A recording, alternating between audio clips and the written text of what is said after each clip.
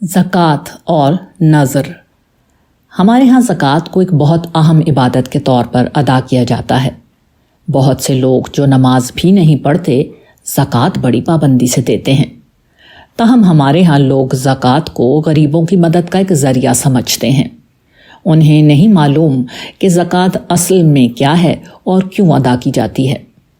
ہمارے ہاں چونکہ زکوٰۃ کی ادائیگی کے لیے رمضان کا مہینہ مقرر کر لیا گیا ہے، اس لیے مناسب محسوس ہوتا ہے کہ اس موقع پر زکوٰۃ کی حقیقت سے متعلق لوگوں کی کچھ رہنمائی کر دی جائے۔ زکوٰۃ اپنی حقیقت کے اعتبار سے نذر ہے۔ نذر کا مطلب یہ ہے کہ انسان اپنے مال کا ایک حصہ اپنے معبود کو راضی کرنے کے لیے بطور نذرانہ اس کے حضور پیش کر رہا ہے۔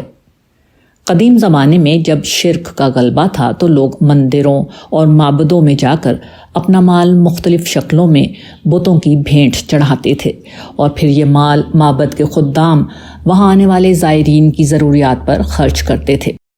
اسلام نے صورتحال کو تبدیل کیا۔ خدا کے حضور نذر کو زکوٰۃ کی مستقل عبادت کی شکل دے کر اسے نظم اجتماعی، غریبوں کی مدد اور ضرورت مندوں کے لیے خاص کر دیا۔ تاہم اس کے پیچھے جو روح اور جذبہ ہے وہ اسی طرح باقی ہے۔ آج بھی جب کوئی شخص زکوٰۃ ادا کرتا ہے تو وہ کسی انسان کو کچھ نہیں دے رہا ہوتا، بلکہ اپنا سر اور دل جھکا کر، اپنے دونوں ہاتھ پھیلا کر، لہجے میں عاجزی اور پستی پیدا کر کے دراصل اللہ تعالیٰ کو پیش کرتا ہے۔ البتہ جو شخص سر اٹھا کر، احسان جتلا کر، دبنگ لہجے کے ساتھ انسانوں کو زکوٰۃ دینے کی کوشش کرتا ہے، اس کا مال تو خرچ ہو جاتا ہے، مگر پروردگار عالم کی بارگاہ سے ایسے شخص کو سند قبولیت نہیں ملتی، اس لیے کہ خدا کی بارگاہ میں کوئی گردن اس قابل نہیں کہ بلند ہو کر شرف قبولیت حاصل کر سکے۔